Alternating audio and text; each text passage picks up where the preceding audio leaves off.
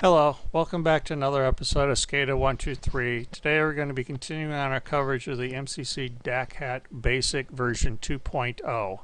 Now previously I covered the MCC frame setup as far as for your file folders, what you're going to see as far as for the windows, as well as for the basic setup here for all your files that you're going to be executing. Now, to get back to our actual application here, I've already gone through the pop-up so you can see on your config INI how to enable or disable those. Covered the MCC 118 so you've got understanding of the analog outputs.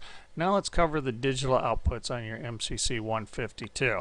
Now we'll start here with just your straight digital I/O. There's 8 digital I/O that can each be defined as either an input or an output.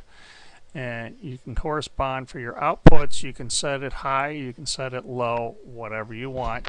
Your inputs, you can see the statuses of what's read here. Now you can just basically just click on your update I/O and it's going to scan through and give you the results of everything there.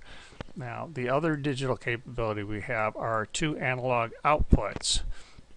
Now here it's pretty straightforward, in which you've got a slider that's going to go from 0 to 5.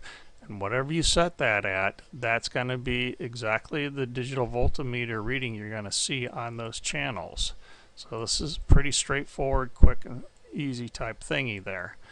Nice if you just want to randomly do things. Otherwise you can modify the code to pretty much hard code whatever value you want to fix it to. Hope you appreciate that. Stop by the link below if you want to check it out. Thank you much. Bye bye.